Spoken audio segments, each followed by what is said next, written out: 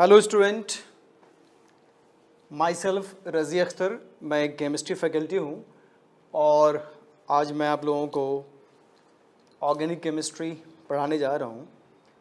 इसमें ये 12th का पहला टॉपिक है बच्चों, एज आप लोग जानते हो, हैलोल्केन एंड हैलोरेन्स। बहुत इंटरेस्टिंग है। इसको मैंने बहुत ही माइनर लेवल पे, बेसिक लेवल पे मैंने इसे उठाया है ताकि आप सभी बच्चों का कॉन्सेप्ट क्रिस्टल क्लियर हो जाए। तो इसके लिए आप लोगों को देखना होगा कि कैसे हम लोग प्रोसीड करते हैं हैलोल्केन और हैलोरेन को। तो सबसे पहले हमें ये जानना है हैलोल्केन होता क्या है। तो जैसा कि आप देख सकते हो बच्चों कि हैलोल्केन हैलो एंड अल्केन से मिलके बना हुआ है। इसका मतलब ये है कि ये डेरिवेटिव ऑफ अल्केन है। कैसे? तो कहा गया कि अगर आप किसी अल्केन से वन हाइड्रोजन को रिप्लेस कर दो बाय हैलोजन, तो देखिए यहाँ पे अल्केन, अगर अल्केन है तो all carbon must be of sp3 hybridized. आप देखिए ये जो आपके पास कार्बन है, इस कार्बन के पास total number of sigma bond 4 है। कोरोस्पॉन्डिंग हार्बिसन स्टेट क्या आएगा बच्चों? sp3। तो देख लीजिए 4 सिग्मा बॉन्ड, कोरोस्पॉन्डिंग हार्बिसन sp3। इस sp3 कार्बन से आप एक हाइड्रोजन को रिप्लेस करोगे, सब्स्टिट्यूट करोगे बाय हैलोजन। तो देखिए ये हैलोजन है, हमने क्या किया, एक हाइड्रोजन हटाया और हैलोजन अटैच कर दिया। स्टिल इस कार्बन के हाइब्रिडेशन स्टेट में कोई तब्दीली, कोई चेंज नहीं आया और ये अभी भी sp3 हाइब्रिडाइज्ड है। तो आपको ये देखना होगा कि हैलोल्केन के लिए हैलोजन जिस कार्बन पर अटैच्ड होगा that must be of sp3 hybridized और आप इसे हैलोल्केन कहोगे। तो कहा गया कि वैसा कंपाउंड जिसमें अल्केन से आप एक हाइड्रोजन हटाओ और हैलोजन अटैच कर दो, दैट इज कॉल्ड हैलोल्केन। तो अगेन आप देख सकते हो बच्चों, ये सिंपल सा कंपाउंड है, आप जानते हैं, इसे कहते हैं हम लोग साइक्लोहेक्सेन। इनके पास भी ऑल कार्बन sp3 हाइब्रिडाइज्ड है और ऑल इक्विवेलेंट है। आप किसी भी एक कार्बन से हाइड्रोजन को रिप्लेस करो, हटाओ और हैलोजन अटैच कर दो। तो आप देखिए यहाँ पे हमने इस कार्बन से, चूंकि इस कार्बन के पास 2 हाइड्रोजन आटम हैं, हमने एक हाइड्रोजन को रिप्लेस किया और हैलोजन अटैच कर दिया। इसका एक हाइड्रोजन एज इट इज होगा। अभी भी आप देखो इसके पास जो सिग्मा बॉन्ड है वो टोटल 4 है। तो कोरोस्पॉन्डिंग हार्बिसन स्टेट क्या आएगा? sp3 और इसे भी आप हैलो अल्केन बोलोगे। तो ये बहुत ही सिंपल है, आप पहले से भी जानते हो। बस एक बात का ध्यान रखना कि जिस कार्बन पे हैलोजन हो that must B sp3 hybridised, तो आप इसे कहते हो haloalkane. Now what do mean by haloarene? Haloarene किसे कहते हैं? एरीन के बारे में आप जानते हो, एरोमेटिक कंपाउंड। और एरोमेटिक कंपाउंड में सबसे फेमस सारे बच्चे जानते हैं बच्चों, बेंजीन। ये हक्कल रूल्स को फॉलो करता है। आपको पता होगा कि इनके ऑल कार्बन sp2 हाइब्रिडाइज्ड है, दैट मीन्स ये एक प्लेनर मॉलिक्यूल है और इसके पास टोटल 6 पाई इलेक्ट्रॉन्स हैं। 6 पाई इलेक्ट्रॉन है, इसका मतलब ये हक्कल मैजिक नंबर को फॉलो करता है। ये एरोमेटिक कंपाउंड बेंजीन, आप इसके एक हाइड्रोजन को हटाओ और उस पे हैलोजन लगा दो। तो देखिए ये वाला जो कार्बन आप देख रहे हैं, इसके पास एक हाइड्रोजन ऑलरेडी प्रेजेंट है। तो हमें क्या करना है बच्चों? हमें क्या करना है, इस sp2 हाइब्रिडाइज्ड कार्बन से, अब देखो ऑल कार्बन आर इक्विवेलेंट, आप किसी से भी निकाल सकते हो। मैंने क्या किया, यहाँ से एक हाइड्रोजन रिप्लेस किया हैलोजन से, तो ये बना आपका हैलोरेन। तो देखिए इसका भी sp2 हाइब्रिडाइज्ड मेंटेन है। तो हैलोल्केन और हैलोरीन में देखिए बेसिक डिफरेंस ये हुआ कि आपने देखा था कि उस टाइम sp3 कार्बन पे हैलोजन प्रेजेंट था और अब आप देख रहे हो कि sp2 कार्बन और बेंजीन न्यूक्लियस से अटैच्ड है आपका हैलोजन नहीं। दैट मीन्स कि इनके पास जो लोन पेयर है वो इस बॉन्ड के साथ रेजोनेंस में पार्टिसिपेट करेगा। तो lone pair on haloarene participating in resonance, इस बात का आपको ध्यान रखना होगा। अब आप देखो बच्चे, जैसे इसको डिफाइन किया हमने कि those compound in which halogen is attached with benzene nucleus is called haloarene. ये हो गया आपका हैलोरीन। अब जरा इनको देखिए, 4 कंपाउंड्स है। इन 4 कंपाउंड में हमें अगर बताना हो कि भाई कौन हेलोल्केन है, कौन हेलोरेन है। तो आप देखिए इसके लिए ये जो कार्बन आप देख रहे हैं बच्चों वो sp3 हाइब्रिडाइज्ड है, तो ऑब्वियस सी बात है ये क्या होगा, हेलो अल्केन। अच्छा, ये कार्बन भी आपका sp3 हाइब्रिडाइज्ड है, तो इसे भी क्या बोलोगे आप, हेलो अल्केन। बट ये एक बेंजीन न्यूक्लियस है और ये कार्बन आपका sp2 है, तो आप इसे क्या बोलेंगे, हेलो एरीन। ये कार्बन भी आपका sp2 है और बेंजीन न्यूक्लियस से अटैच्ड है, तो आप इसे भी क्या बोलोगे, हेलो एरीन। तो ये था आपका haloalkane and haloarene, basic concept, definition जिसको आप कह सकते हो। तो ओवरऑल आप ऐसे याद रखना कि हेलोजन अगर बेंजीन से डायरेक्ट अटैच्ड होगा तो वो हेलोरीन कहलाएगा, और अगर हेलोजन बेंजीन से डायरेक्ट अटैच नहीं हुआ और किसी sp3 कार्बन पे है तो आप उसे हेलो अल्केन कहेंगे। I hope you guys are getting my point, समझ में आ गया होगा, बेसिक डेफिनेशन है ये। अब आप देखते हैं, आगे चलते हैं बच्चों हम लोग थर्ड स्लाइड पे। इसमें कहा गया, ये बहुत ही कॉमन कॉन्सेप्ट है लेकिन उतना ही इंपॉर्टेंट है। नहीं, अगर आपको ये मामूली सी बात नहीं आएगी तो फिर आगे आपको फील नहीं आएगा, आपको मज़ा नहीं आएगा पढ़ने में। नहीं, तो यहाँ पे हम लोग देख रहे हैं types of carbon and hydrogen atom. I hope आप लोगों ने 11th क्लास में इसको पढ़ा होगा, ठीक है। तो types of carbon and hydrogen atoms, carbon के भी टाइप्स होते हैं और हाइड्रोजन के भी टाइप्स होते हैं। देखो आपको बताया गया कि carbon basically are of 4 types and hydrogen are of 3 types. Carbon 4 types के होते हैं जबकि हाइड्रोजन 3 टाइप्स के होते हैं। अब सवाल यह है कि कार्बन के 4 टाइप्स कौन कौन से हैं, तो जरा आप देखो बच्चे, पहला आपका 1 डिग्री और प्राइमरी कार्बन, 1 डिग्री और प्राइमरी कार्बन। दूसरा आपके पास है 2 डिग्री और सेकेंडरी कार्बन, और तीसरा आप देखिए ये है आपका 3 डिग्री और टर्शरी कार्बन, 4 डिग्री और क्वाटरनरी कार्बन। क्वार्टर जानते हैं आप लोग, तो 4 डिग्री और क्वाटरनरी कार्बन। तो we have 4 types of carbon, primary, secondary, tertiary and quaternary. लेकिन अगर आप बात करें हाइड्रोजन की, तो हाइड्रोजन के 3 टाइप्स होते हैं, primary hydrogen, secondary hydrogen and tertiary hydrogen. I am not talking about isotopes of hydrogen, यहाँ पे टाइप्स ऑफ हाइड्रोजन हम देख रहे हैं, 1 डिग्री और प्राइमरी हाइड्रोजन, 2 डिग्री और सेकेंडरी हाइड्रोजन, 3 डिग्री और टर्शरी हाइड्रोजन। अब हमें ये जानना होगा बच्चों कि 1 डिग्री और प्राइमरी कार्बन किसे कहते हैं। जरा आप रिकॉल करिए, सोचिए क्या क्या होता है 1 डिग्री और प्राइमरी, फिर 2 डिग्री और सेकेंडरी, 3 डिग्री और टर्शरी, 4 डिग्री और क्वाटरनरी। सिमिलरली 1 डिग्री और प्राइमरी हाइड्रोजन किसे कहते हैं, 2 डिग्री और सेकेंडरी हाइड्रोजन किसे कहते हैं, 3 डिग्री और टर्शरी हाइड्रोजन किसे कहते हैं। अगर ये आपको पता है पहले से तो आपका रिवीजन हो जाएगा, और अगर आपको नहीं मालूम है तो आप एक मामूली सा कॉन्सेप्ट सीखेंगे जो एक बिल्डिंग ब्लॉक है, जो आपको एक बुनियाद देगा आगे चलकर डिस्कशन करने के लिए। तो आई होप आगे समझ में आ गया होगा आप लोगों को बच्चों। अब हम लोग चलते हैं 4th स्लाइड पे, जरा देखिए, ये types of carbon and hydrogen के लिए हमने पहले से एक क्वेश्चन तैयार कर रखा है। अगर आपको मालूम है तो मैं 1 मिनट के लिए रुक जाता हूँ, आप लोग देख लीजिए इस कंपाउंड में कितने प्राइमरी कार्बन है, कितने सेकेंडरी, कितने टर्शरी, कितने 4 डिग्री कार्बन है, आप जरा सोचिए। सिमिलरली इसमें 1 degree, 2 degree and 3 degree hydrogen. आप चाहो तो वीडियो को पॉज करके आप इसको पहले बनाओ, फिर मैं डिस्कस करूँगा, ताकि अगर आपको पहले से पता है तो रिवाइज हो जाएगा, और नहीं मालूम है तो फिर थोड़ा वेट कर लेंगे क्योंकि हम लोग डिस्कस करेंगे इसमें। तो फर्स्ट कंपाउंड आपके पास है, आपको बताना है इसमें टोटल कितने प्राइमरी कार्बन है, टोटल कितने सेकेंडरी कार्बन है, टोटल कितने टर्शरी कार्बन है, सिमिलरली टोटल कितने 4 डिग्री कार्बन है। फिर आपको hydrogen, 1 degree hydrogen, 2 degree hydrogen, 3 degree hydrogen बताने। इस तरह से कंपाउंड 2, कंपाउंड 3 एंड कंपाउंड 4 हमने प्रैक्टिस के लिए यहाँ पे सेलेक्ट किया है और आप लोग देख पाओगे। तो देखो बच्चों, सबसे पहले 1 डिग्री और प्राइमरी कार्बन आप किसे कहोगे, 1 डिग्री और प्राइमरी कार्बन आप किसे कहोगे। तो जैसा कि आप जानते हो कार्बन की 4 वैलेंसीज होती है, कार्बन की 4 वैलेंसीज होती है।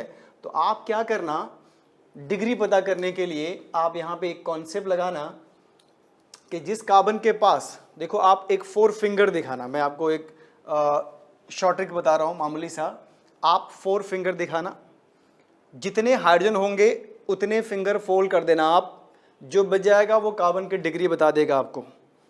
आई रिपीट, ये एक शॉर्ट ट्रिक मैं आपको बता रहा हूँ, 4 फिंगर रूल।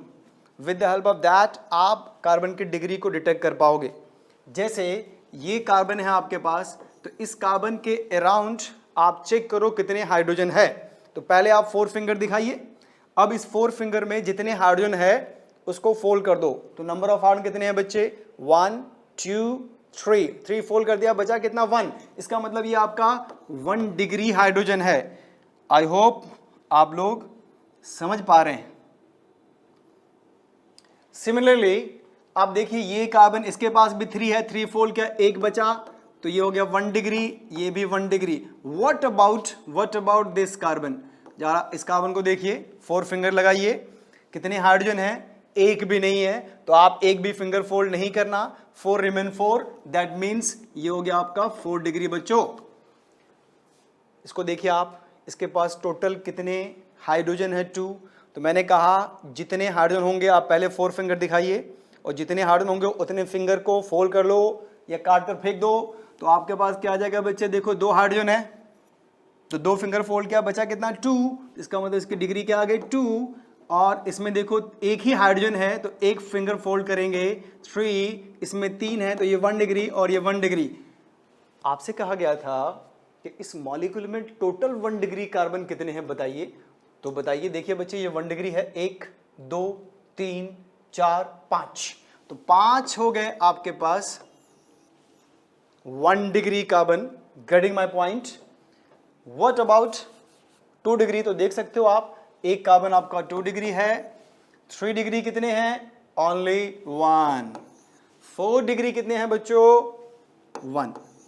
ये हो गया, ये तो आपने शॉर्ट। अब अगर आपको बताना हो कि 1 डिग्री कार्बन कहते किसको है, तो आप कहेंगे वो कार्बन जिसकी 4 वैलेंसी में एक वैलेंसी कार्बन से फुलफिल हो। वो कार्बन जिसकी आउट ऑफ 4 वैलेंसी एक वैलेंसी कार्बन से फुलफिल्ड हो, आप उसे क्या कहोगे बच्चों? सुनो, 1 डिग्री और प्राइमरी। अगर वैसा कार्बन जिसकी 4 वैलेंसी में 2 वैलेंसी कार्बन से फुलफिल हो, तो आप उसे सेकेंडरी कहेंगे।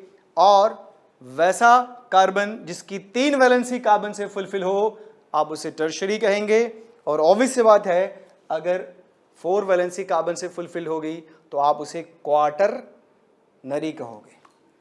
ठीक है, अब आपको बताना है कि 1 डिग्री 2 डिग्री 3 डिग्री हाइड्रोजन क्या है। तो देखो बच्चों, 1 डिग्री हाइड्रोजन आप उसे कहेंगे 1 डिग्री कार्बन पे, 1 डिग्री कार्बन पे जितने हाइड्रोजन प्रेजेंट होंगे, 1 डिग्री कार्बन पे जितने हाइड्रोजन प्रेजेंट होंगे, ऑल हाइड्रोजन को आप प्राइमरी और सेकेंडरी कहोगे। तो जरा ध्यान से सुनो आप, ये कार्बन क्या है? 1 डिग्री, ये कार्बन भी 1 डिग्री, ये भी 1 डिग्री। तो आप देखिए टोटल 5, दैट इज 5 आपके पास है 1 डिग्री कार्बन, और एक कार्बन पे 3 हाइड्रोजन है। तो टोटल कितने हो गए बच्चे? 15। आई होप आप लोग समझ पा रहे होंगे।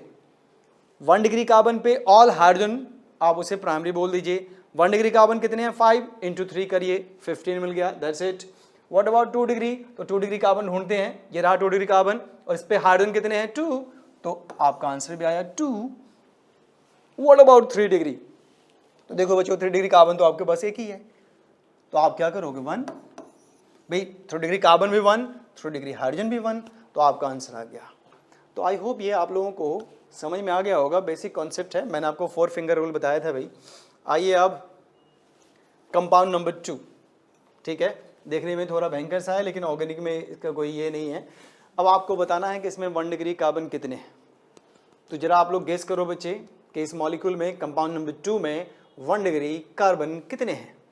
तो जरा आप देखिए, ये एक कार्बन है आपका, ये भी कार्बन है, ये भी कार्बन है, और ये भी कार्बन है। ठीक है, तो ऑब्वियस सी बात है कार्बन की वैलेंसी कितनी होती है? 4। तो जो हिडन है इसको आप बॉन्ड लाइन फॉर्मूला कहते हो। नहीं, जितने भी आप कॉर्नर्स देख रहे हैं, ऑल रिप्रेजेंट कार्बन एटम, ये सारे क्या है? कार्बन एटम हैं। और कार्बन की वैलेंसी कितनी होती है? 4। तो अगर आप इस कार्बन को देखिए तो इसका एक बॉन्ड आपको दिख रहा है, बाकी 3 बॉन्ड CH बॉन्ड होगा। नहीं, इसका मतलब ये होगा कि आपको कितनी फिंगर फोल्ड करनी है? 1 2 3 फिंगर फोल्ड किया और एक कार्बन से जुड़ा हुआ है, तो ये बन गया आपका 1 डिग्री कार्बन। सिमिलरली अगर आप इसकी बात करें तो इसमें 4 कार्बन जुड़े हुए हैं, तो एक भी फिंगर फोल्ड नहीं करेंगे आप। ये 4 डिग्री होगा, ये 2 डिग्री होगा, ये 1 डिग्री होगा, ये क्या होगा बच्चे 2 डिग्री होगा, ये क्या होगा 2 डिग्री होगा, ये क्या होगा 2 डिग्री होगा, ये क्या होगा बताइए 3 डिग्री होगा, ये क्या होगा बच्चे 1 degree. What about this 1 2 3 3 degree, ये 2 डिग्री और ये 1 डिग्री। अब आपको बताना है कि टोटल 1 डिग्री कितने हो गए, काउंट करिए 1 2 3 4, फिर से 1 2 3 4, तो आपके पास 4 1 डिग्री कार्बन हो गए। तो लिखिए यहाँ पे 4 1 डिग्री कार्बन। अच्छा, एक 1 डिग्री कार्बन पे टोटल कितने हाइड्रोजन होते हैं 3, 4 पे कितने होंगे 4 इंटू 3 दैट इज 12, तो 1 डिग्री हाइड्रोजन आ गया 12। अब आप सेकेंडरी कार्बन ढूंढते हैं, देखिए ढूंढिए 1 2 3 4 एंड 5, देखो छोड़ना नहीं चाहिए भाई, 1 2 3 4 एंड 5, तो 5 कार्बन आपके पास हैं 2 डिग्री, और एक 2 डिग्री कार्बन पे 2 हाइड्रोजन होते हैं, तो आपको जो 2 डिग्री हाइड्रोजन मिलेंगे टोटल दैट विल बी 10। फिर बच्चे आप देखिए 3 डिग्री कार्बन कितने हैं हमारे पास, तो 3 डिग्री कार्बन आपके पास है 1 एंड 1 दैट इज 2, तो आप लिखिए यहाँ पे 2, और एक 3 डिग्री कार्बन पे एक हाइड्रोजन होता है, तो 2 पे कितने होंगे, ऑब्वियस बात है 2, तो ये आ गया 2। अब 4 डिग्री कार्बन कितने हैं, तो आपको देखिए ये 4 डिग्री कार्बन दिखा ओनली 1, दैट्स इट। अब आप बात करेंगे कंपाउंड नंबर 3 की, तो देखो अब आप फटाफट बता सकते हो ये क्या है 1 डिग्री, ठीक है बच्चों, ये क्या है आपका, ये भी 1 डिग्री है। अच्छा, ये क्या है, सबको एक एक कार्बन जो सामने आया उसकी डिग्री बता दो आप। देखो ये 4 कार्बन से जुड़ा हुआ है, तो ये 4 डिग्री हो गया, ये 3 से जुड़ा हुआ है, तो ये हो गया आपका 3 डिग्री 2 डिग्री 2 डिग्री, ये भी 2 डिग्री, ये भी 2 डिग्री, ये देखिए 2 डिग्री है, ये आपका 4 डिग्री है, ये 1 डिग्री है, ये आपका 2 डिग्री है, ये आपका 1 डिग्री है बच्चों, ये आपका 2 डिग्री है, और ये आपका 1 डिग्री है। तो आप बताइए टोटल 1 डिग्री कार्बन कितने हो गए, काउंट करो 1 2 3 4 5, अगेन क्या आ गया, ये 5 आ गया। 2 डिग्री काउंट कर लेते हैं बच्चे, सीक्वेंस में चलिए 1 2 3 4 5 6 7, फिर से एक भी छोड़ना नहीं चाहिए, 2 डिग्री 1 2 3 4 5 6 7, तो ये हो गया आपका 7। व्हाट अबाउट 3 डिग्री कार्बन्स, तो आप देखो बच्चे ये रहा आपका एक ही 3 डिग्री कार्बन है ओनली 1।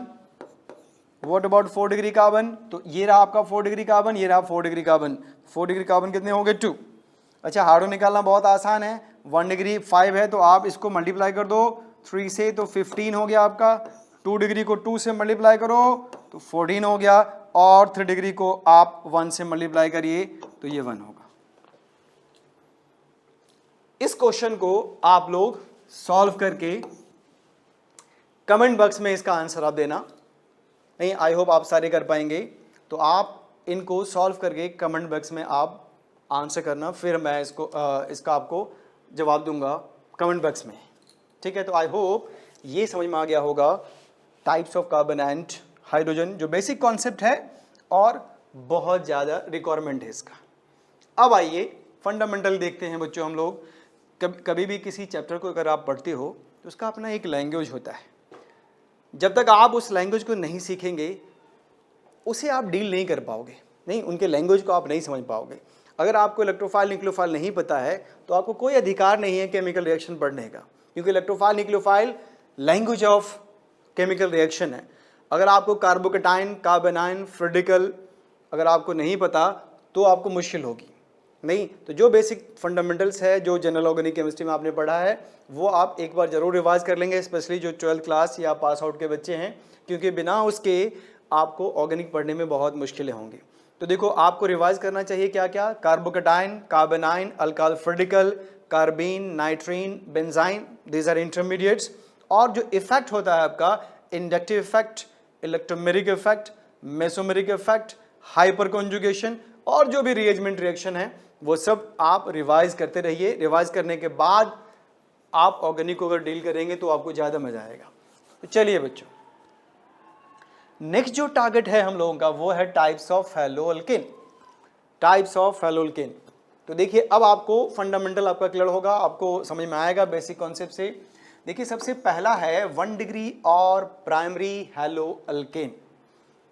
तो इसमें कॉन्सेप्ट ये है कि अगर हैलोजन एटम 1 डिग्री कार्बन पे प्रेजेंट हो, अगर आपको 1 डिग्री कार्बन नहीं पता होता तो आपको परेशानी होती। जरा आप देखिए इस हैलोअल्केन को हम 1 डिग्री और प्राइमरी बोलेंगे। वाई? क्यों? क्योंकि जिस कार्बन पे हैलोजन चिपका हुआ है, जिस कार्बन पे हैलोजन अटैच्ड है, वो आपका 1 डिग्री है। तो कॉन्सेप्ट ये कहता है कि 1 डिग्री कार्बन पे अगर हैलोजन प्रेजेंट हुआ तो आप उस हैलोअल्केन को प्राइमरी या 1 डिग्री कह सकते हो। तो ये आपका प्राइमरी है, 1 डिग्री है। ठीक है, अब बात करते हैं बच्चों हम लोग देखिए 2 डिग्री और सेकेंडरी की। तो कहा गया कि halogen atom attached on 2 degree carbon atom. तो अगर 2 डिग्री कार्बन पे हैलोजन अटैच्ड है तो उस पूरे हैलोअल्केन को आप 2 डिग्री और सेकेंडरी बोलोगे।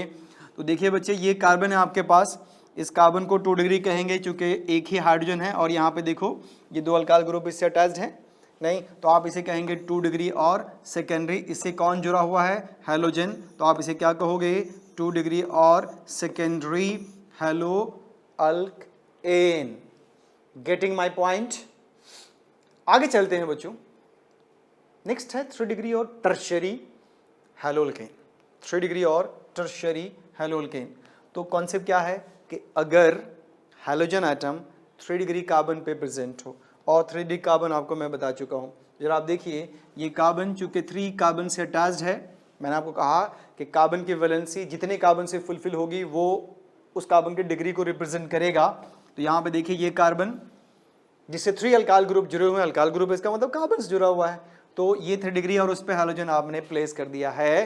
तो दैट्स वाई आप इसे 3 डिग्री और टर्शियरी हैलोअल्केन बोलेंगे। This is what? 3 डिग्री और tertiary haloalkane. Getting my point? तो ये बेसिक है, फंडामेंटल है। अगर आप पहले से जानते हैं तो अच्छी बात है, आपका रिवीजन हो जाएगा, और अगर नहीं जानते हैं तो सीख लिया आपने। चलिए बच्चे अब आते हैं हम लोग नेक्स्ट, इंपॉर्टेंट है ना, खासकर बोर्ड वगैरह में आता रहता है ये, एलाइलिक हैलाइड। एलाइलिक हैलाइड किसे कहते हैं आप?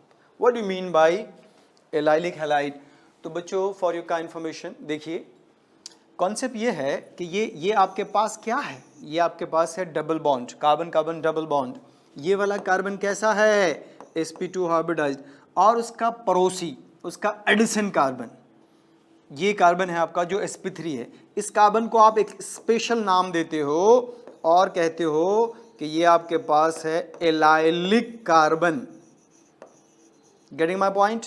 डबल बॉन्ड के एडिशन पोजीशन पे जो sp3 कार्बन होगा, याद रखना sp3 होना चाहिए, डबल बॉन्ड के एडिशन कार्बन पे जो sp3 कार्बन होता है आप उसे एलाइलिक कार्बन कहते हो। और अगर आपने उस एलाइलिक कार्बन पे एक हाइड्रोजन हटाया और एक हैलोजन अटैच कर दिया तो वो कहलाएगा आपका एलाइलिक हैलाइड। वो कहलाएगा आपका एलाइलिक हैलाइड। तो वैसा कंपाउंड जिसमें हैलोजन एटम sp3 कार्बन पे प्रेजेंट हो next to carbon carbon double bond. तो ये next to carbon carbon double bond का ये देखो sp3 कार्बन है और इस पे हैलोजन प्रेजेंट है, तो आप इसको एलाइलिक हैलाइड बोलोगे बच्चों।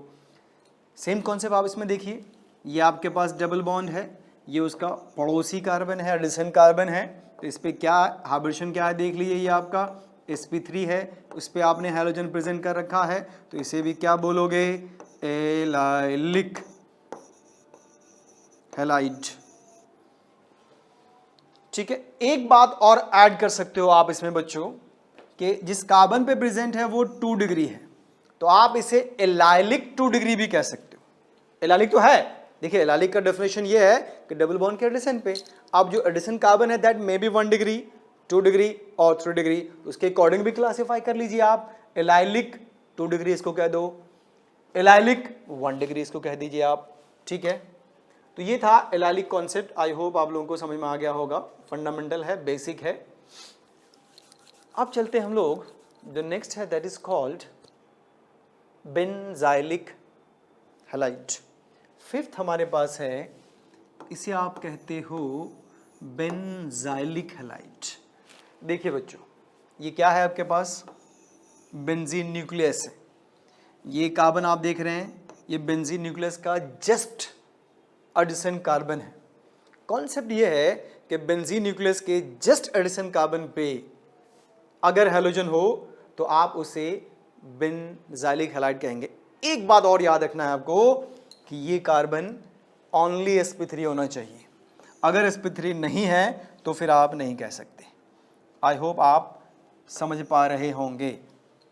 नहीं, बेंजीन का जस्ट एडिशन कार्बन जो कि sp3 होना चाहिए, अगर उस पे हैलोजन एटम प्रेजेंट हो तो आप उसे बेंजाइलिक हैलाइड कहेंगे। तो देखो बच्चे, एक बात और, इसको क्या कह सकते हो आप, बेंजाइलिक 1 डिग्री हैलाइड कह सकते हो। बताइए अगर ऑब्जेक्शन हो तो। वाई? बिकॉज ये 1 डिग्री भी है, बेंजाइल के साथ साथ 1 डिग्री भी है। अब आप इसको देखिए, जरा गेस करिए क्या कहेंगे इसको आप, बेंजाइल कहेंगे तो आपका आंसर होगा yes. Why it is benzyl? क्योंकि बेंजीन का एडिशन कार्बन है। अब जो कार्बन आप देख रहे हैं जिस पे हैलोजन है, उसकी डिग्री बताइए।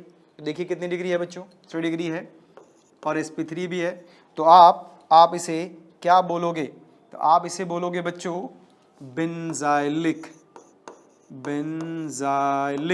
3 डिग्री हैलाइड।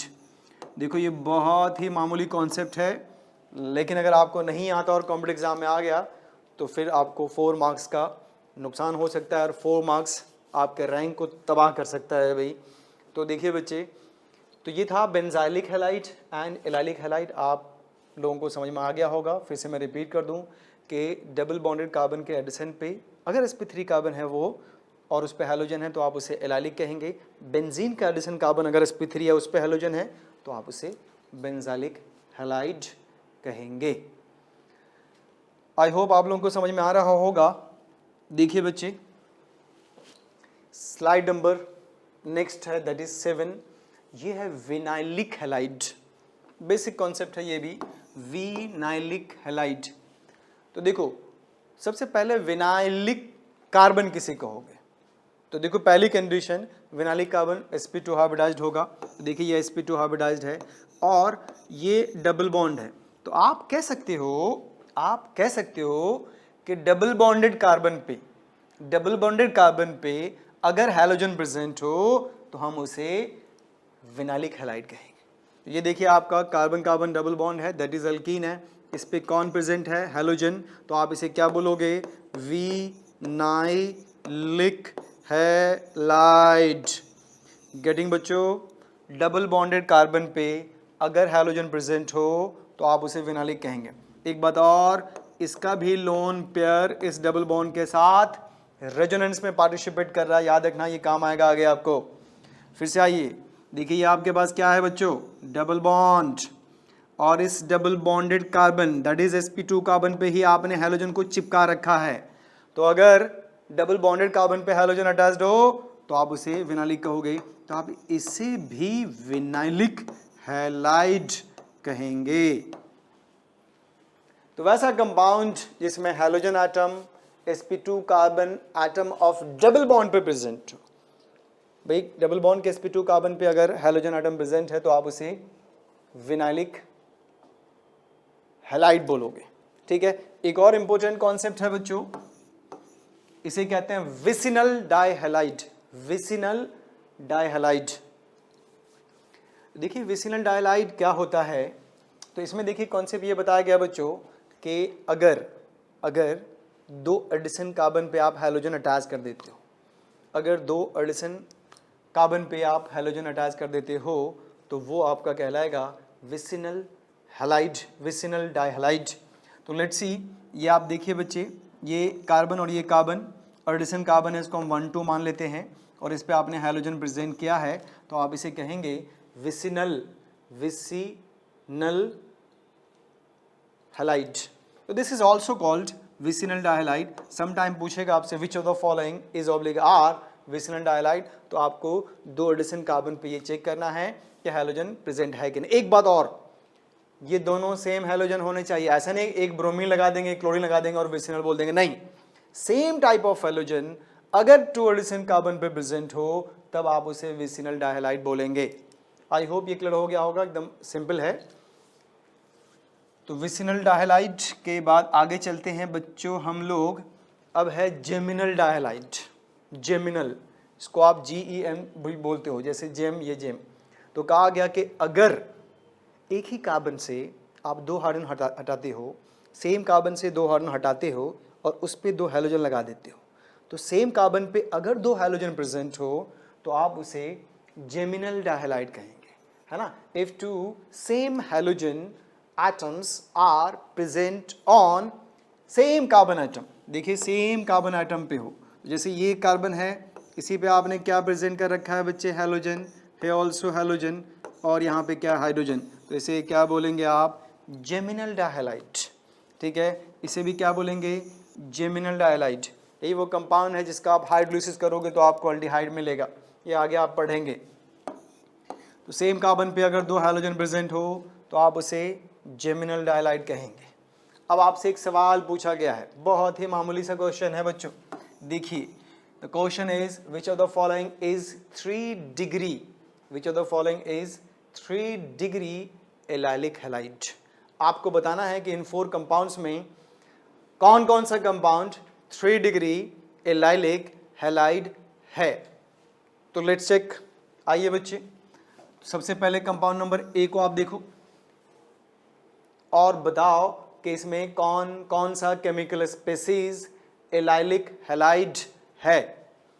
तो फर्स्ट कंपाउंड को अगर आप देखें बच्चों, तो ये जो आपके पास कार्बन है वो sp2 हाइब्रिडाइज्ड है, और मैंने आपको बताया था कि एलाइलिक के लिए कंडीशन है कि वो sp3 होना चाहिए, तो ये तो आपका ऑप्शन नहीं है, भले आप इसको कह सकते हो, इसको पहचानते हो आप, ये आपका विनाइलिक है। तो ये क्या है आपके पास, विनाइलिक हैलाइड है, ठीक है। कंपाउंड नंबर 2 को देखिए, ये आपके पास डबल बॉन्ड है बच्चों, और उसका नेक्स्ट कार्बन, ये कार्बन जो कि sp3 है और उस पे हैलोजन है, तो आप इसे क्या कहते हो, एलाइलिक। और अच्छी बात ये है कि 3 डिग्री है, यही पूछा गया ना आपसे, 3 डिग्री एलाइलिक हैलाइड। तो सबसे पहले तो आपको देखना कि डबल बॉन्ड का एडिशन कार्बन है कि नहीं है। तो देखिए डबल बॉन्ड का एडिशन कार्बन नहीं था, ये आंसर नहीं हुआ आपका। ये डबल बॉन्ड का एडिशन कार्बन है और वो 3 डिग्री है कि नहीं ये देखना है, तो आप देखिए 3 डिग्री है, तो ये आपका आंसर हो गया। फिर आइए इसको देखते हैं बी पार्ट को। तो आप देखिए बच्चे ये डबल बॉन्ड है और इसका नेक्स्ट कार्बन ये है, ये कार्बन कितने डिग्री का है, 3 डिग्री। देखो डिग्री, कार्बन के डिग्री डिटेक्ट करने पे कितना फायदा हो रहा है आपको। तो इसका एडिशन कार्बन 3 डिग्री और उस पर हैलोजन प्रेजेंट है, तो आप इसे भी 3 डिग्री एलाइलिक हैलाइड बोलेंगे। तो सी तो आंसर था ही आपका, बी भी आंसर है। आप इसको डी मान लीजिए। अब इस डी पार्ट को जरा देखिए ध्यान से बच्चों, ये डबल बॉन्ड है, इसका एडिशन कार्बन ये है, और अच्छी बात है कि ये sp3 तो है ही, साथ ही साथ देखिए ये 1 2 3 डिग्री भी है, लेकिन इस कार्बन पे हैलोजन प्रेजेंट नहीं है। तो डबल बॉन्ड के एडिशन कार्बन पे हैलोजन प्रेजेंट होगा तभी तो आप उसको एलाइल बोलोगे, ये तो एलाइल है ही नहीं, तो ये आपका आंसर नहीं है। तो फाइनल आंसर क्या हो गया बच्चे, बी एंड सी। इसके बाद वो आएगा भाई, 4 ऑप्शन दिया जाएगा आपको कोडिंग करके कि A B both, A B C, all of the above, या फिर B and C. Your answer will be B and C. समझ आया कि नहीं आया। तो जेमिनल डायलाइड आपको समझ में आ गया, विसिनल डायलाइड समझ में आ गया आपको, एलाइल समझ में आ गया, विनाइल समझ में आ गया, 1 डिग्री समझ में आ गया, 2 डिग्री भी समझ में आ गया, 3 डिग्री भी समझ में आ गया। भाई आगे चलते हैं हम लोग। अब ये वेरी वेरी इंपॉर्टेंट पार्ट आया भाई। अब जो बेसिक कॉन्सेप्ट है उससे थोड़ा आगे बढ़ेंगे हम लोग। नहीं, यहाँ पे बहुत ही इंपॉर्टेंट कॉन्सेप्ट है, that is general methods of preparation में, और इसका जो पहला मेथड है वो बहुत ही ऑसम मेथड है। इस पे क्वेश्चंस आपको मेंस में मिलेंगे, इस पे क्वेश्चन आपको बोर्ड में मिलेंगे, इसमें क्वेश्चन आपको नीट में भी मिलेंगे, ठीक है। तो मेथड्स ऑफ प्रिपरेशन देखिए हम लोग पहला मेथड डिस्कस करने जा रहे हैं बच्चों, मेथड नंबर 1, आप नंबरिंग करके लिखना कि मेथड नंबर 1 पे हमारा ये है और उसी सीक्वेंस में आप इसको रिवाइज करना। तो देखिए इसमें कॉन्सेप्ट ये है कि बाय ट्रीटिंग अल्कोहल्स, अल्कोहल जानते हैं आप लोग, आपका फेवरेट कंपाउंड है भाई, है ना, जनरली लोगों का फेवरेट कंपाउंड, बच्चों का फेवरेट कंपाउंड अल्कोहल होता है, आजकल तो सभी का फेवरेट है एज ए सैनिटाइजर, ठीक है। तो by treating alcohol with Lucas reagent, alcohol को अगर आप ल्यूकास रीएजेंट से ट्रीट कर दोगे तो आपको हेलोल्केन मिलेगा। अब सवाल ये है what do you mean by Lucas reagent, ये ल्यूकास रीएजेंट है क्या, ये क्वेश्चन भी आता है। Which of the following is Lucas reagent, which of the following is Grignard reagent, which of the following is Gilman reagent, ये सब बाद में पढ़ेंगे आप। देखो बच्चे ल्यूकास रीएजेंट क्या होता है, mixture of ZnCl2 and HCl, याद रखना ZnCl2 मस्ट बी एनहाइड्रस, ये होना चाहिए एनहाइड्रस, तो एनहाइड्रस ZnCl2 एंड HCl के मिक्सचर को आप LR कहते हो, ल्यूकास रीएजेंट कहते हो। अब आप देखिए यहां पे मैंने दो रिएक्शंस लिखे हैं, ये आपके पास अल्कोहल है, ZnCl2 HCl रिएक्शन कराया आपने, ये अल्कोहल है, सिर्फ HCl आया नहीं, इसका रेट ऑफ रिएक्शन हमने K1 कोट किया है बच्चों, और इसका रेट ऑफ रिएक्शन हमने K2 कोट किया है। अच्छी बात यह है कि दोनों का प्रोडक्ट आपको क्या मिल रहा है, हेलोल्केन, ये क्या है, हेलो अल्केन, ये क्या है, halo alkane, halo alkane, both are haloalkane. लेकिन इंपॉर्टेंट पॉइंट ये है बच्चों कि फर्स्ट का जो रेट ऑफ रिएक्शन है वो बहुत फास्ट है एज कंपेयर टू सेकेंड। इसका मतलब ये है कि मान लो आपको प्रोडक्शन करना है, हेलोल्केन बनाना है फ्रॉम अल्कोहल से, नहीं तो पता चला कि दो बच्चों को दिया गया ये प्रोडक्शन करने के लिए, पता चला कि एक ने 1 घंटे में अपना पूरा काम कर लिया और दूसरा लगा पड़ा है 6 घंटे तक उसका काम ही नहीं पूरा हो रहा है भाई, नहीं तो जो जिसने इमीडिएट प्रोडक्ट बनाया है उसने रिएजेंट सेलेक्ट किया ZnCl2 और HCl, और जिसको टाइम लग रहा है उसने HCl लिया है, इसलिए उसका टाइम लग रहा है। अब ये बहुत ज़रूरी है कि हमें ये पता हो कि ऐसा क्यों हो रहा है भाई, ZnCl2 ऐसा क्या कर रहा है कि रेट ऑफ रिएक्शन फास्ट हो रहा है, और HCl ऐसा क्या नहीं कर पाया कि इसका रेट स्लो हो, नहीं तो इसको जानने के लिए आपको इन दोनों रिएक्शन का CBI जांच करना होगा। CBI जांच का मतलब है बच्चों मैकेनिज्म देखना होगा, स्टेप बाय स्टेप आपको ये पता करना होगा कि इस रिएक्शन में हो क्या रहा है, तब आप उसकी फाइल तैयार करोगे, CBI की रिपोर्ट आएगी और फिर उससे पता चलेगा कि इसका रेट फास्ट क्यों है और इसका रेट स्लो क्यों है। तो ऑर्गेनिक केमिस्ट्री को पढ़ने के लिए अगर आप मैकेनिज्म पे थोड़ा स्ट्रेस दे देते हो, थोड़ा ध्यान दे देते हो, तो एक तो इंटरेस्ट आपका बढ़ जाएगा, रिएक्शन रटना नहीं पड़ेगा आपको, और जो आपको चाहिए, जो कॉन्सेप्ट आपको चाहिए वो आपको मिल जाएगा, जो भी सवाल आपके अंदर आएगा वो मिलेगा। लेकिन अगर आप मैकेनिज्म से नहीं पढ़ोगे तो बहुत सारे सवाल ऐसे आएंगे जिसका आपको आंसर नहीं मिलेगा, और आंसर नहीं मिलेगा तो फ्रस्ट्रेशन होगी तो सब्जेक्ट से डिस्टेंस बढ़ेगा, दोस्ती खत्म होगी, फिर आप बाद में बदनाम कर दोगे कि ऑर्गेनिक केमिस्ट्री बहुत मुश्किल होता है। नहीं, आप ये नहीं कहोगे कि आपने जो एफर्ट लिया, जो 2 पाथ होते हैं, एक होता है जो स्कूल में पढ़ाया जाता है, घेर घार मेथड, यूँ कर दिया निकाल दिया, और एक होता है जो प्रॉपर मेथड, नहीं जो कैम्ब्रिज यूनिवर्सिटी में पढ़ाया जाता है, जो DU में पढ़ाया जाता है, जो बड़ी बड़ी यूनिवर्सिटीज़ में पढ़ाया जाता है, नहीं वो नहीं, तो आप क्या करते हो, जो स्कूल्स में पढ़ाया जाता है उसका शॉर्ट ट्रिक निकाल लेते हो, शॉर्ट ट्रिक भी नहीं कहेंगे उसको, फर्जीवाड़ा कहेंगे, उससे आप प्रोडक्ट बना लेते हो, इससे आपके मन को शांति नहीं मिलती, आप सेटिस्फाइड नहीं होते हो, और सेटिस्फाइड नहीं होते हो तो डिस्टेंस बढ़ता है तो फिर आपको परेशानी होती है। तो जरा देखिए बच्चे, इस बात को हम जानना चाहेंगे कि ऐसा क्यों होता है कि ल्यूकास रिएजेंट के केस में रेट आपका बहुत फास्ट होगा जबकि ओनली HCl के केस में रेट स्लो होता है। तो लेट्स चेक। आइए बच्चों देखिए, इसका मैकेनिज्म मैंने आपको बताया कि CBI जांच करेंगे। तो जरा ये बताइए, देखिए अल्कोहल का रिएक्शन किया आपने, इस अल्कोहल का रिएक्शन किया, HCl से आपको मिला हेलोअल्केन प्लस पानी, आपको मिला हेलोअल्केन प्लस पानी। आप देखिए अगर HCl को, चूंकि HCl एसिड है, मिनरल एसिड है, आप ब्रेक करोगे तो आपको मिलेगा H plus and Cl plus में क्या आ गया, Cl माइनस। तो क्या आप बता सकते हो कि H प्लस इलेक्ट्रोफाइल होता है या न्यूक्लियोफाइल? तो ऑलमोस्ट सभी को पता है कि H प्लस क्या होता है, इलेक्ट्रोफाइल होता है, इलेक्ट्रॉन का भूखा होता है। Cl माइनस को आप न्यूक्लियोफाइल कहते हो। जरा ध्यान से देखिए बच्चे, ये H प्लस क्या करेगा, ये जो H प्लस है चूंकि इसके पास एक भी इलेक्ट्रॉन नहीं है, 0 इलेक्ट्रॉन है, और इसको जब तक 2 इलेक्ट्रॉन नहीं मिलेगा ये परेशान रहेगा, अनस्टेबल रहेगा, दुखी रहेगा, मुरझाया हुआ रहेगा। तो इसने क्या किया, देखा ऑक्सीजन के पास 2 लोन पेयर्स हैं, और आप VSEPR थ्योरी पढ़ा होगा बचपन में 11th क्लास में, उसमें कहा गया कि लोन पेयर लूजली हेल्ड होता है। क्यों? क्योंकि अकेला न्यूक्लियस उसको संभालता है, जबकि बॉन्ड पेयर स्ट्रांगली हेल्ड होता है क्योंकि उसको 2 न्यूक्लियस संभालता है। तो इस H प्लस ने, इस इलेक्ट्रॉन के भूखे ने क्या किया, ऑक्सीजन पे हमला किया, ऑक्सीजन के लोन पेयर पे हमला किया। और हमला करके देखो बच्चों क्या, इस एरो का मतलब आप समझिए, इस एरो का मतलब ये है कि इसके घर से एक इलेक्ट्रॉन अपने घर में ले आया है। ध्यान से सुनना भाई, वेरी वेरी इंपॉर्टेंट कॉन्सेप्ट, नहीं बहुत मुश्किल से ये मिलेगा आपको। ये लोन पेयर, इस एरो का मतलब ये है कि एक लोन पेयर निकल के इसके पास आ गया। तो अगर एक लोन पेयर इसको आप दोगे तो इसका चार्ज खत्म हो जाएगा ना भाई, इसका पॉजिटिव चार्ज खत्म हो गया।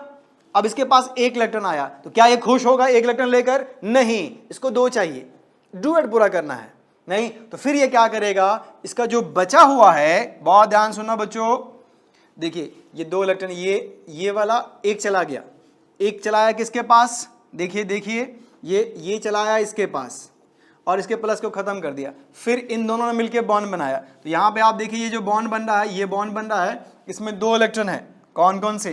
एक आपके पास है, एक आपके पास है ये देखो ग्रीन वाला, और एक आपके पास है ये, नहीं तो ये ऑक्सीजन का ही था ना, इसके पास आया और बॉन्ड बन गया। अच्छा, इस बॉन्ड के बनने से आप जानते हो बॉन्ड फॉर्मेशन क्या होता है? Bond formation is exothermic process, energy release होती है। तो ये सारी जो लड़ाई चल रही है वो एनर्जी डिक्रीज करने के लिए चल रही है।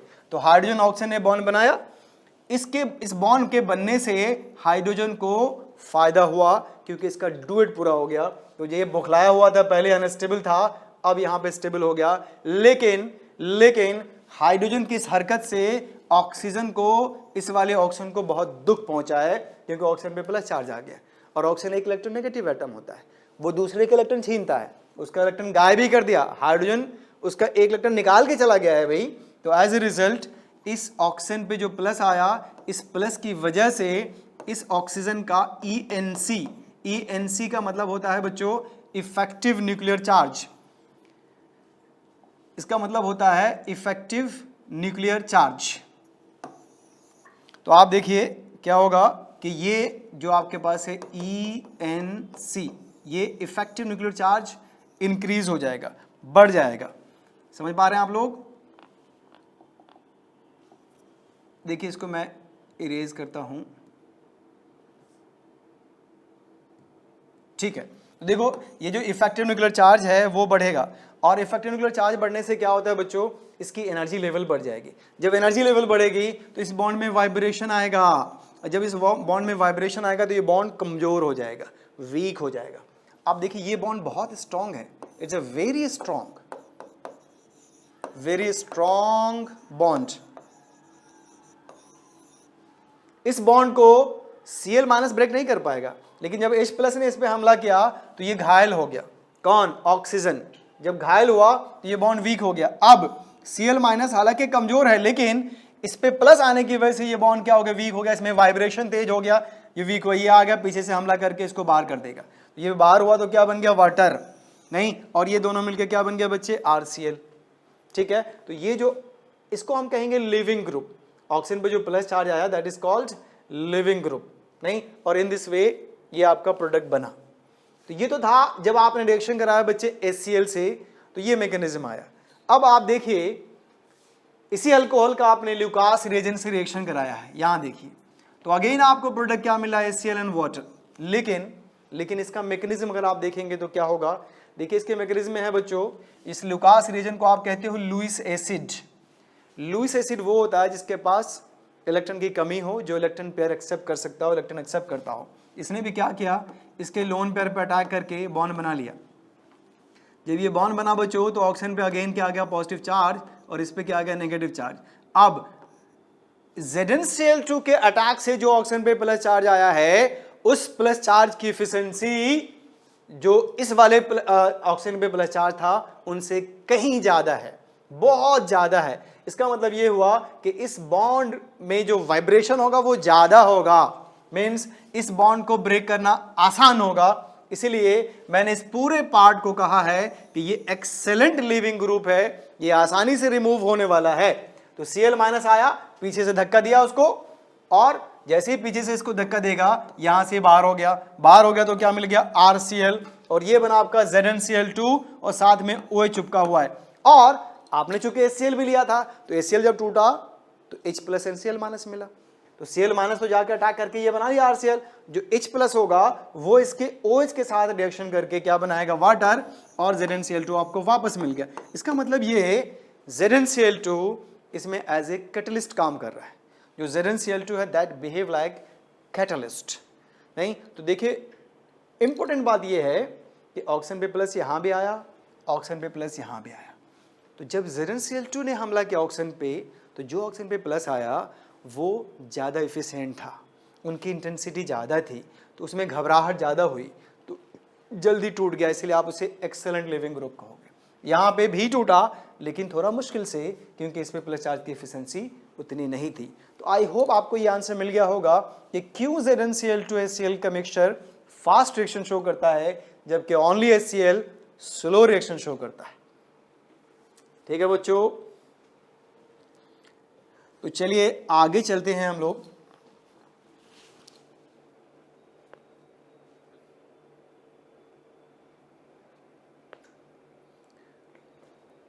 आप चाहो तो इसको नोट कर सकते हो।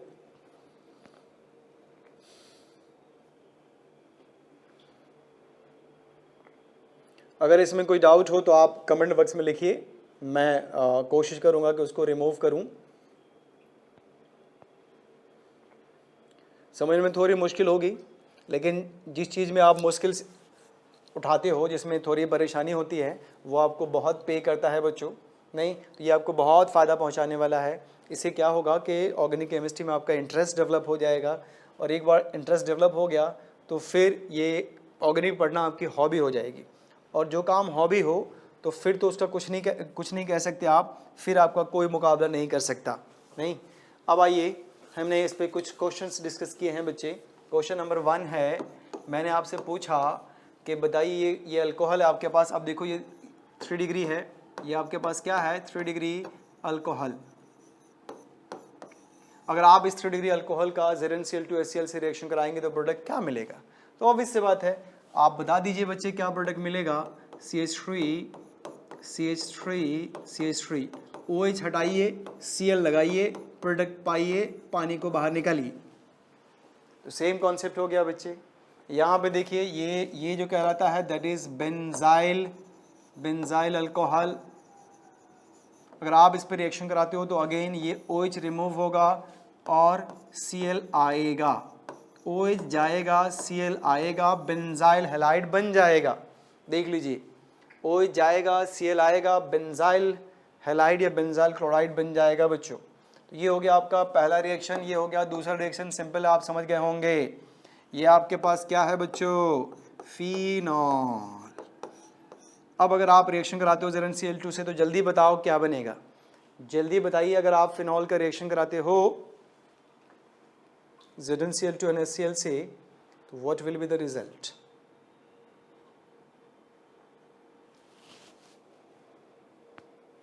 The reaction of phenol with ZnCl2 produces what? देखो, अगर आपका प्रोडक्ट क्लोरोबेंजीन है तो ये आपका आंसर गलत है बच्चों। अगर आपका आंसर क्लोरोबेंजीन है तो your answer is absolutely wrong. Why? देखो बच्चों ध्यान सुनिए, because lone pair of this participating resonance, as result ये अवेलेबल नहीं है, तो आप इसको प्रोटोनेट नहीं कर पाओगे। और इसमें आता है PDC का मतलब पार्शियल डबल बॉन्ड करेक्टर, तो इस बॉन्ड को आप ब्रेक नहीं कर सकते। जब आप इस बॉन्ड को ब्रेक नहीं कर सकते तो जब यहाँ से O जाएगा ही नहीं तो Cl कैसे आएगा भाई, तो इसलिए रिएक्शन नहीं होगा। आप लिखिए नो रिएक्शन।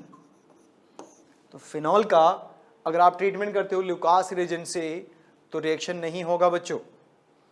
अगला इंपॉर्टेंट, ये देखिए फोर्थ क्वेश्चन, ये कार्बन कहलाता है bridge head carbon, bridge head carbon. आप इसका रिएक्शन कराओगे तो अगर आपका आंसर है इस पे OH हटाया Cl लगाया तो फिर आपका आंसर गलत हो गया बच्चे। नहीं तो ब्रिज हेड कार्बन पे अगर OH ग्रुप है तो वो ल्यूकास रिएजेंट से रिएक्शन नहीं करेगा। कहोगे क्यों क्यों क्यों क्यों क्यों? तो इसलिए कि अगर मान लो OH को हटाकर आप इस पे पॉजिटिव चार्ज लाते हो तो इस कार्बन पे पॉजिटिव चार्ज बहुत ही ज़्यादा अनस्टेबल है, हाईली अनस्टेबल है due to angular strain. Angular strain क्यों? क्योंकि ये कार्बन आपका sp2 है, sp2 के लिए बॉन्ड एंगल चाहिए 120। क्या आपने बॉन्ड एंगल 120 दे रखा है? नहीं, तो ये 120 से कम है तो ये उसको चाहेगा कि 120 मिले, तो इससे इसमें क्या होगा, स्ट्रेन डेवलप हो जाएगा। ड्यू टू दैट स्ट्रेन ये बहुत ज़्यादा अनस्टेबल है। इसको पता है कि अगर हम OH को यहाँ से हटाएंगे इस कार्बन पे जो प्लस आएगा वो हाई एनर्जी लेवल पे आएगा, तो इस OH को हटाने के लिए उतनी एनर्जी आपको देनी होगी, तो उतनी एनर्जी ZnCl2 या ऑक्सीजन पे प्लस चार्ज आने से डेवलप नहीं हो पाती, इसलिए ये कार्बोकेटायन प्रोड्यूस ही नहीं हो पाएगा। जब कार्बोकेटायन प्रोड्यूस नहीं हो पाएगा तो आप रिएक्शन नहीं कर पाओगे। तो बहुत इंपॉर्टेंट हो गया बच्चे आपके पास कि फिनॉल अगर आपके पास है तो रिएक्शन नहीं कराएंगे, ब्रिज हेड कार्बन पे अगर OH है तो भी रिएक्शन नहीं कराएंगे। आप देखिए क्वेश्चंस मैंने आपसे पूछे हैं, क्वेश्चन नंबर 5 और 6। जो क्वेश्चन नंबर 5 है वो नीट लेवल है, ये आपका नीट लेवल है बच्चों, और क्वेश्चन नंबर 6 जो है वो आपका मेंस लेवल है। तो देखिए कोई भी क्वेश्चन अगर आपसे पूछा जाता है तो उसके पीछे भाई अगर नीट में या फिर मेंस में क्वेश्चन आएगा तो उसके पीछे लॉजिक होता है, कुछ कॉन्सेप्ट होते हैं। देखिए आप कॉन्सेप्ट सीख चुके हो, ZnCl2HCl ये फिनॉल से अटैच्ड है, फिनॉलिक OH ग्रुप है, तो यहाँ पे रिएक्शन नहीं होगा लेकिन यहाँ रिएक्शन हो सकता है। तो आपको जो प्रोडक्ट मिलेगा बच्चों that is what, OH remain as it is, but यहाँ से OH हटाइए, Cl चिपकाइए, प्रोडक्ट पाइए। ठीक है, व्हाट अबाउट क्वेश्चन नंबर 6? तो क्वेश्चन नंबर 6 बहुत ही इंपॉर्टेंट है। देखिए क्वेश्चन नंबर 6 में आप क्या सोच रहे हो बताओ जरा एक बार सोचिए। ZnCl2HCl है, आपको प्रोडक्ट क्या मिलेगा? तो अगर आप ये सोच रहे हैं कि मेजर प्रोडक्ट आपको ये मिलेगा तो ये आप गलत सोच रहे हैं। आपका जो मेजर प्रोडक्ट होगा बच्चों that is 1-chloro-1-methyl cyclohexane, 1-chloro-1-methyl cyclohexane। कैसे क्या हुआ? तो आप देखेंगे बच्चे इसमें इस कॉन्सेप्ट में हुआ क्या, तो जरा ध्यान से देखिए।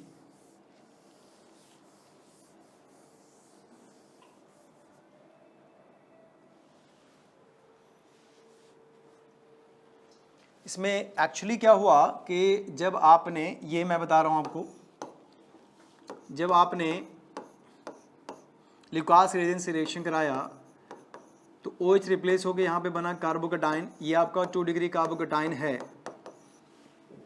ठीक है, फिर आप क्या करें बच्चों ध्यान से देखिए, फिर आप क्या करिए, इस हाइड्रोजन को यहाँ माइग्रेट कर दिए, इसको हाइड्राइड शिफ्टिंग कहते हैं। इसके पीछे ड्राइविंग फोर्स क्या है? तो ड्राइविंग फोर्स है बच्चों स्टेबिलिटी ऑफ कार्बोकेटाइन। तो पहले कार्बोकेटाइन 2 डिग्री था, अब 3 डिग्री हो गया, तो कौन सा कार्बोकेटाइन ज़्यादा स्टेबल हुआ? 3 डिग्री। अब जो Cl माइनस होगा वो एज ए न्यूक्लियोफाइल इस पे आके अटैक करेगा, तो आपको क्या मिल गया? 1-chloro-1-methyl cyclohexane। तो इसमें क्या हो गया? रीअरेंजमेंट हुआ बच्चों, यहाँ पे रीअरेंजमेंट हुआ। तो आई होप आपको ये समझ में आ गया होगा ल्यूकास रिएजेंट के इंपॉर्टेंट रिएक्शंस। आगे चलते हैं, एक और एप्लीकेशन है इसका कि with the help of Lucas reagent आप primary, secondary and tertiary alcohol को डिस्टिंग्विश कर सकते हो। कैसे? तो मान लीजिए मान लीजिए कि आपके पास 3 बीकर्स है बच्चों। देखिए बीकर जानते हो ना, तो ये एक बीकर है आपके पास, इसका नाम है ए, ये दूसरा बीकर है, इनका नाम है बी, ये तीसरा बीकर है, इसका नाम है सी।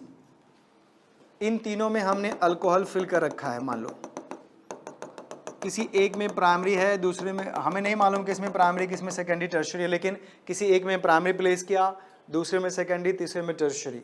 और आपसे कहा जाएगा कि बताओ बच्चों किस बीकर में प्राइमरी अल्कोहल प्रेजेंट है, किस बीकर में सेकेंडरी अल्कोहल प्रेजेंट है और किस बीकर में टर्शरी अल्कोहल प्रेजेंट है। ये आप कैसे बताओगे? तो इसके लिए आपको लुकास रिएजेंट लाना होगा। फिर आप क्या करिए बच्चे, इसमें आप लुकास रिएजेंट फिल कर दीजिए। ठीक है, इसमें आपको करना क्या है, लुकास रिएजेंट फिल करना है। किसमें? इसमें भी, इसमें भी, इसमें भी। तो आप क्या देखोगे, किसी एक में इमीडिएट आपको क्या मिलेगा, white turbidity with in second. तो जिसमें इमीडिएट वाइट टर्बिडिटी मिलेगा वो आपका होगा 3 डिग्री अल्कोहल। तो मान लेते हैं इसमें हमें क्या मिला, with in second immediate white turbidity. अब कहोगे वाइट टर्बिडिटी क्या होता है भाई? तो जो क्लाउडीनेस आप देखते हैं, क्लाउड्स, उसकी तरह आपको आपके बीकर में दिखना शुरू हो जाएगा। तो दैट इज कॉल्ड कि ये आपका 3 डिग्री अल्कोहल है। अब अगर आप इस बीकर में मान लो इम्प्लीमेंट करते हो और इसमें जो टर्बिडिटी आने में 5 से 10 मिनट्स का टाइम लग रहा है, 5 से 10 मिनट के बाद इसमें टर्बिडिटी शुरू हुआ, तो आप इसे कह देंगे कि ये 2 डिग्री अल्कोहल है। और मान लो इसमें नो टर्बिडिटी आया, हमने 10 मिनट वेट किया नहीं आया भाई, 15 मिनट वेट किया नहीं आया, तो नो टर्बिडिटी। अगर टर्बिडिटी नहीं आ रहा है इसका मतलब ये हुआ कि आपका 1 डिग्री अल्कोहल है। दैट मीन्स कि आप with the help of this Lucas reagent ये डिटेक्ट कर पाएंगे कि कौन सा अल्कोहल आपका प्राइमरी है, कौन सा अल्कोहल आपका सेकेंडरी है और कौन सा अल्कोहल आपका टर्शरी है। तो याद रखना बच्चे, 3 degree alcohol immediate white turbidity, 2 degree alcohol it will take 5 to 10 minutes to produce turbidity and in 1 degree alcohol there is no turbidity। तो आप इससे डिटेक्ट कर पाओगे कि कौन सा अल्कोहल हमारा प्राइमरी है, कौन सा अल्कोहल सेकेंडरी है और कौन सा अल्कोहल टर्शियरी है। अब आइए बच्चे, इसमें मैंने एक छोटा सा क्वेश्चन दिया है आपको कि विच of the following gives immediate white turbidity when treated with Lucas reagent. अगर आप लुकास रिएजेंट से इन अल्कोहल को ट्रीट करते हो तो इन चारों अल्कोहल में, ओज ग्रुप में, कौन सा अल्कोहल टर्बिडिटी प्रोड्यूस करेगा इमीडिएट विद इन सेकेंड। तो आइए बच्चों, जो कॉन्सेप्ट है उसके अकॉर्डिंग आपका आंसर क्या होगा जरा बताइए। देखो मेरा कोई भी क्वेश्चन होगा वो सीधा क्वेश्चन ऐसे नहीं होगा, कुछ ना कुछ उसमें लॉजिक होंगे जो आपको परेशान करेगा। यही स्ट्रैटेजी कॉम्पिटिटिव एग्जाम की भी होती है। तो आप बताइए, देखिए बच्चे, इसको तो आप डिटेक्ट कर पाओगे ये अल्कोहल आपका कैसा है, 3 डिग्री। दैट मीन्स कि it will gives white turbidity with in second. तो ये आपका आंसर हो गया। बाकी बताइए, अब डी पार्ट को देखिए बच्चे, डी पार्ट में तो रिएक्शन ही नहीं होगा, ये आपका आंसर नहीं है, इसमें कोई टर्बिडिटी आपको मिलेगी ही नहीं। अब आप बताइए व्हाट अबाउट बी एंड सी। तो फॉर योर का इन्फॉर्मेशन आपका आंसर बी भी है और सी भी है। ये आपके लिए सरप्राइजिंग है भाई, हमने तो कहा था 3 degree alcohol gives white turbidity. तो सवाल यह है कि 3 डिग्री अल्कोहल क्यों वाइट टर्बिडिटी प्रोड्यूस करेगा। अगर आप ये डिटेक्ट कर लोगे तो आप ये क्वेश्चन सॉल्व कर पाओगे। It's a very very important for competitive exam. नहीं, अगर आपको ये पता चल जाए कि white turbidity 3 degree alcohol immediate क्यों देता है और 1 डिग्री अल्कोहल वाइट टर्बिडिटी क्यों नहीं देता लुकास रिएजेंट से, तो फिर आप ये डिटेक्ट कर पाओगे बच्चों कि कौन कौन सी ये तीनों आंसर कैसे है। तो लेट्स सी, अब मैं बताता हूँ आपको कि 3 डिग्री अल्कोहल वाइट टर्बिडिटी क्यों प्रोड्यूस करता है।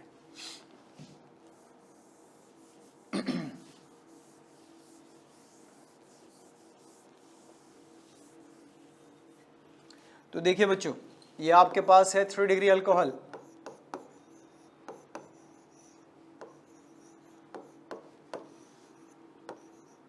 ये आपके पास है ZnCl2 NaCl।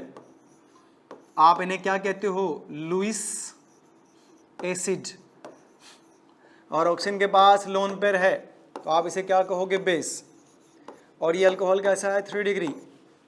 तो आप जानते हैं 3 डिग्री अल्कोहल की बेसिसिटी 2 डिग्री और प्राइमरी से ज़्यादा होती है। क्यों?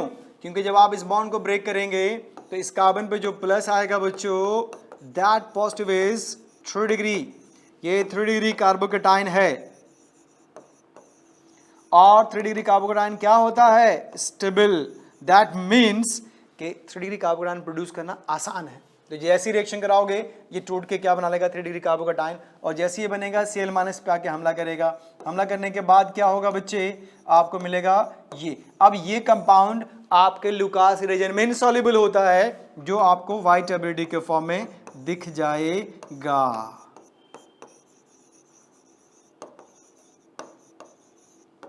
बताइए आपको समझ में आया कि नहीं?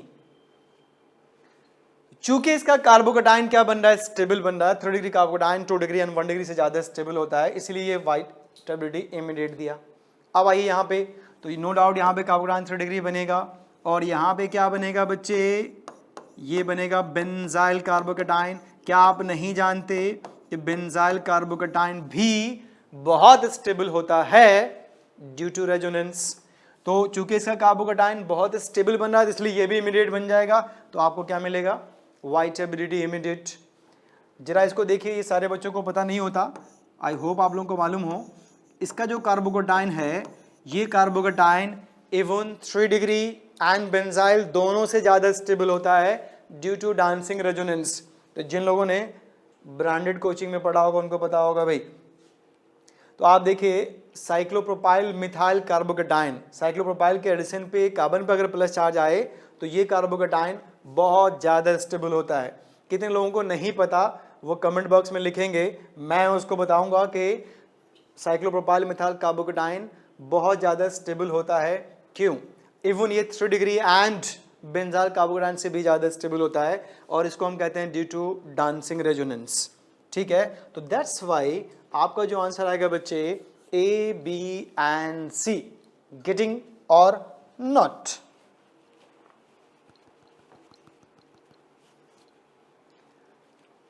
अब डिस्कस करते हैं हम लोग नेक्स्ट।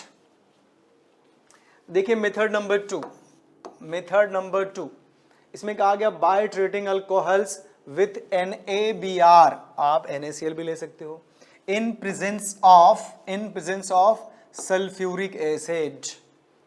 ये भी इंपॉर्टेंट कॉन्सेप्ट, अगर आप बहुत ध्यान से देखें तो ये क्या है बच्चों, ये आपका फेवरेट कंपाउंड है अल्कोहल। आप इस अल्कोहल का ट्रीटमेंट करें NaBr से, ये रिएक्शन नहीं करेगा।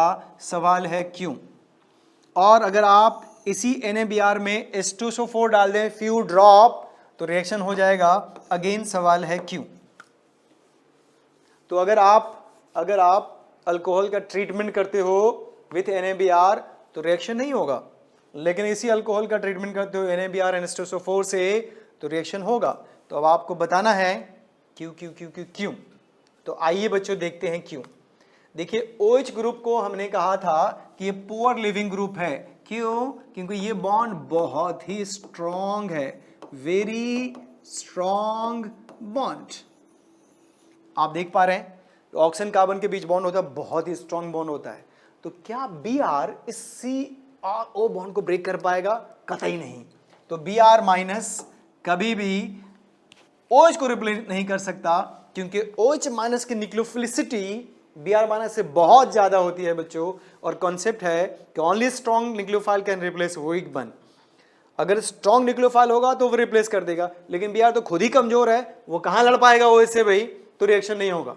अब अगर आपने सल्फ्यूरिक एसिड की मदद से इस ऑक्सीजन को घायल कर दिया, घायल करने का मतलब ये हुआ H2SO4 ने अपना H+ दिया और वो H+ जाके ऑक्सीजन पे हमला किया, हमला करने के बाद ऑक्सीजन पे प्रोड्यूस कर दिया पॉजिटिव चार्ज। तो मैंने आपको बताया था कि इनका ENC बढ़ जाएगा, एनर्जी लेवल बढ़ जाएगी, अनस्टेबल हो जाएगा, इनमें वाइब्रेशन तेज हो जाएगा, इसकी घबराहट बढ़ जाएगी। जो ऑक्सीजन है वो अनकंफर्टेबल हो गया क्योंकि आपने उसको घायल कर दिया है, आपने उसमें प्लस चार्ज क्रिएट कर दिया। अब ये बॉन्ड जो पहले बहुत स्ट्रॉन्ग था अब वीक हो गया, तो ये Br minus as a nucleophile इस कार्बन पे हमला करके इस पानी को बाहर निकाल देगा। जैसे वाटर निकला, देखिए तो आपको मिल गया क्या, RBr, हेलोल्केन एंड वाटर। तो इसीलिए कहा गया कि ये एसिड कैटलाइज्ड रिएक्शन है, बिना एसिड कैटलाइज्ड के आप OH को रिप्लेस नहीं कर पाओगे बच्चे, नहीं। अब आइए, इसमें मैंने आपसे एक सिंपल क्वेश्चन पूछा है कि अगर आप इसमें ये करते हो तो क्या होगा, यहाँ से OH हटेगा, कौन आएगा, Br आएगा। तो साइक्लोहेक्सेनॉल का रिएक्शन कराएंगे अगर आप NaBrH2SO4 के साथ, तो आपको मिलेगा 1 ब्रोमोसाइक्लोहेक्सेन। तो आई होप आप लोगों को समझ में आ गया होगा। इसलिए डायरेक्ट कभी भी आप जैसे NaBr या NaCl या Na नहीं ले सकते, नहीं, आपको उनके साथ कैटलिस्ट लेना होगा जो H+ प्रोवाइड करे और वो H+ ऑक्सीजन के लोन पेयर पे जाकर अटैक करे, ऑक्सीजन पे प्लस चार्ज क्रिएट करे, और ऑक्सीजन पे प्लस चार्ज क्रिएट होने से इनका इफेक्टिव न्यूक्लियर चार्ज बढ़ेगा। इफेक्टिव न्यूक्लियर चार्ज बढ़ने का मतलब ये हुआ कि जो ऑक्सीजन कार्बन के बीच बॉन्ड है वो वीक हो जाएगा, फिर आप with the help of nucleophile इसको डिटैच कर सकते हो, डिटैच कर सकते हो। आइए आगे चलते हैं बच्चों, ये आपके लिए बहुत ही इंपॉर्टेंट कॉन्सेप्ट है, वेरी वेरी इंपॉर्टेंट कॉन्सेप्ट, खासकर जो बोर्ड एग्जाम वाले बच्चे हैं उनके लिए तो ये ऑसम कॉन्सेप्ट है। नहीं, ये आपके एनसीईआरटी में भी है कि अगर आप रिएक्शन कराते हो किसका, आपका फेवरेट कंपाउंड है बच्चों अल्कोहल, अगर इसका रिएक्शन कराते हैं पोटेशियम आयोडाइड से in presence of sulphuric acid, तो यहाँ लिखा है नो रिएक्शन, ये रिएक्शन नहीं करेगा। तो आपके एनसीईआरटी में क्वेश्चन है कि conversion of alcohol to alkyl iodide is not possible with potassium iodide and sulphuric acid. अगर आप potassium iodide and sulphuric acid का कॉम्बिनेशन लेते हो और आप चाहते हो कि अल्कोहल के OH को हटाकर हम आयोडीन चिपका दें, तो ये मुमकिन नहीं है, ये पॉसिबल नहीं है। अब आपसे कहेगा एक्सप्लेन करिए क्यों, ऐसा क्यों। तो अगर आप ध्यान से सुनेंगे तो आपको समझ में आएगा बच्चों। देखिए, ये आपके पास सल्फ्यूरिक एसिड है, ये पोटेशियम आयोडाइड से रिएक्शन करेगा। तो सल्फ्यूरिक एसिड जब पोटेशियम आयोडाइड से रिएक्शन करेगा तो आप देख सकते हो सिंपल रिएक्शन है, 2Hi + K2SO4 मिला। और HI के बारे में कहा जाता है बच्चों, ये बहुत ही खूंखार टाइप का रिड्यूसिंग एजेंट होता है, बहुत ही स्ट्रॉन्ग रिड्यूसिंग एजेंट है। कौन, HI। अब क्या हुआ, जैसे HI बना उसमें जो अनदर मॉलिक्यूल ऑफ H2SO4 होगा ये उनसे रिएक्शन कर जाएगा। और सल्फ्यूरिक एसिड के बारे में कहा गया है कि ये उतना ही खूंखार ऑक्सीडाइजिंग एजेंट होता है। तो अगर ये रिड्यूसिंग एजेंट है तो ये ऑक्सीडाइजिंग एजेंट है, और जब दो दिग्गज मिल जाएंगे कंटेनर में तो ये पहले आपस में भिड़ेंगे। तो देखो HI रिड्यूस होकर, आप देखिए इसमें ऑक्सीजन का ऑक्सीडेट, यहाँ पे आयोडीन का ऑक्सीजन स्टेट क्या है बच्चे, -1, और यहाँ पे क्या आ गया 0। तो -1 से 0 का मतलब बढ़ गया, नहीं। और यहाँ पे जो आप सल्फर देख रहे हैं ये +6 ऑक्सीजन स्टेट है, ये +4 है, घट गया, नहीं। तो आप जानते हो कि अगर इंक्रीज हुआ तो ऑक्सीडेशन कहलाता है, डिक्रीज हुआ तो रिडक्शन कहलाता है। तो जिसका ऑक्सीजन स्टेट बढ़ता है वो रिड्यूसिंग एजेंट कहलाएगा, और जिनका ऑक्सीजन स्टेट घटता है उसको आप ऑक्सीडाइजिंग एजेंट कहते हो, शायद आपने पढ़ा होगा बच्चों। तो फिर देखिए क्या बना आपका SO2I2।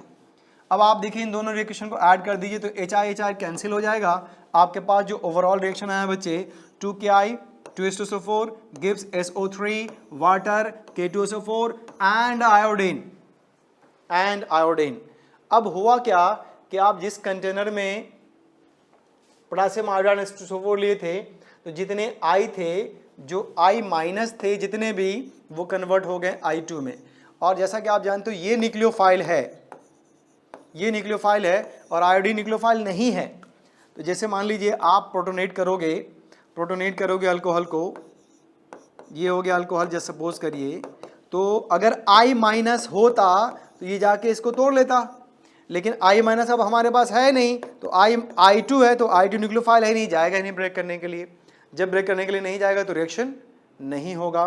तो दैट्स वाई कहा गया कि जब आप अल्कोहल का ट्रीटमेंट करते हो पोटेशियम आयोडाइड से इन H2SO4 तो रिएक्शन नहीं होगा।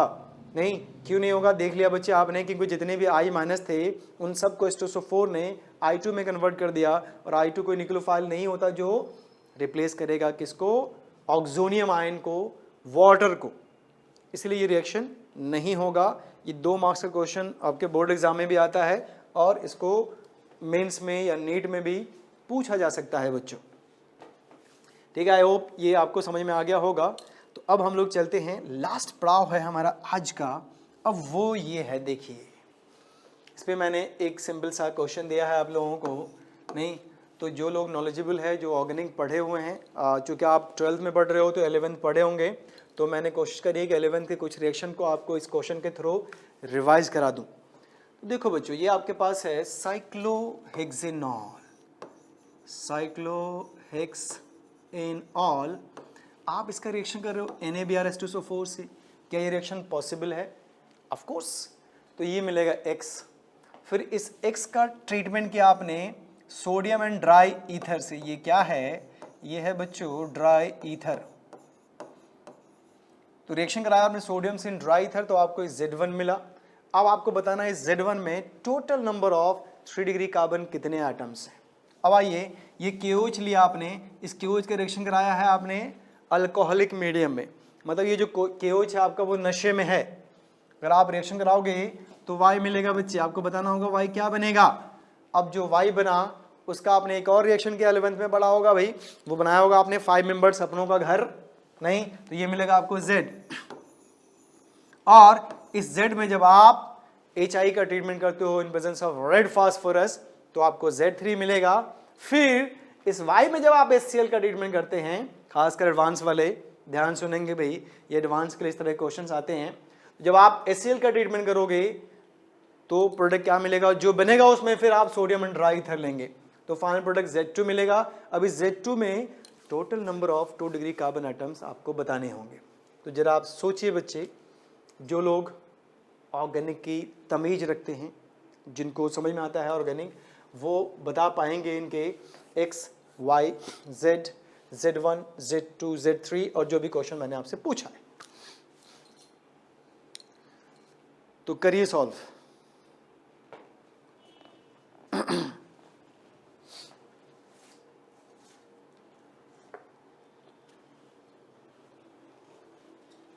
तो देखो प्यारे बच्चों, जो X मिलेगा आपका, ऑब्वियस सी बात है, ये आपने बता दिया होगा कि ब्रोमीन जाएगा, सॉरी OH जाएगा, ब्रोमीन आएगा, 1 ब्रोमो साइक्लोहेक्सेन। और ये जो रिएक्शन है इसको आप कहते हो वुर्ज रिएक्शन। ये आप याद करो 11th क्लास। तो 2 मॉलिक्यूल आपस में डाइमेराइज हो जाएगा और आपको एक बाईसाइक्लो कंपाउंड मिलेगा। देखिए ये बाईसाइक्लो कंपाउंड मिला, ये आपका Z1 है। मैंने आपसे पूछा है number of 3 degree carbon atom बताइए, तो ये देखिए ये कार्बन आपका क्या है 3 डिग्री, तो इसका मतलब यहाँ पे 2 आंसर आ गया आपका। तो Z के पास number of 3 degree carbon atom 2 है। अब आइए KOH अल्कोहलिक लिया, तो आप जानते हो अल्कोहलिक KOH से जो प्रोडक्ट बनता है बच्चों दैट इज साइक्लोहेक्सीन, साइक्लोहेक्सीन। ये डबल बॉन्ड आप इधर लगा लो इधर लगा लो, बात बराबर ही है। फिर HCl से जब आप रिएक्शन कराओगे तो HCl का अटैक होगा और आपको प्रोडक्ट मिलेगा 1 क्लोरोसाइक्लोहेक्सेन। फिर आप सोडियम एंड ड्राई ईथर से रिएक्शन कराओगे तो अगेन आपका वुर्ज रिएक्शन होगा बच्चों, और वुर्ज रिएक्शन से फिर से आपको 1,1 बाईसाइक्लोहेक्सेन मिलेगा। अब आपको इस कंपाउंड में 2 डिग्री हाइड्रोजन बताने हैं, तो देखिए ये वाला 1 2 3 4 5 और इधर भी 5, तो 10 आपके पास 2 डिग्री हाइड्रोजन हैं, तो आपका आंसर आया 10। उसके बाद आप देखिए आपने यहाँ पे यूज़ किया है क्या O3 जिंक NH2। देखो अल्कीन का जब आप ओजोनोलिसिस करते हो तो ये रिएक्शन आप पढ़ेंगे भी आगे। शॉर्ट ट्रिक ये है बच्चों कि इसके बीच कार्बन कार्बन बॉन्ड तोड़ दीजिए और दोनों साइड डबल बॉन्ड O लगा दो। देखिए आपको जो प्रोडक्ट मिलेगा बच्चे that is C double bond OH, C double bond OH। इसे आप कहते हैं हेक्सेन 1,6 डाइअल। जो प्रोडक्ट बना that is called hexane 1,6 diol, hexane 1,6 diol. अच्छा आप देखिए हाइड्रोजन आयोडाइड रेड फास्फोरस से जब रिएक्शन कराते हो तो आपको अल्केन मिलता है, नहीं कैसे अल्केन मिलेगा, तो ये रिएक्शन भी शायद आप जानते होंगे। तो यहाँ से आप क्या करो, इस बॉन्ड को काटो, 2 हाइड्रोजन इसको दीजिए, इस बॉन्ड को काटिए, 2 हाइड्रोजन इसको दीजिए, तो जो प्रोडक्ट मिलेगा आपका वो होगा नॉर्मल हेक्सेन। और बाय प्रोडक्ट में 2 तो आपको वाटर मिलेगा बच्चे, नहीं। और एक बात याद रखना कि जितने कार्बन ऑक्सीजन बॉन्ड होंगे उसका double number of HI consume होगा हेयर। तो कार्बन ऑक्सीजन बॉन्ड कितने हैं बच्चे 1 2 3 4, तो यहाँ पे 8 HI खर्च होंगे। जब 8 HI खर्च हुआ तो आयोडीन आपके पास कितने हुए 8, तो बाई प्रोडक्ट में आपको 4I2 मिलेगा। ठीक है, ये जस्ट फॉर रिवीजन हमने कराया है।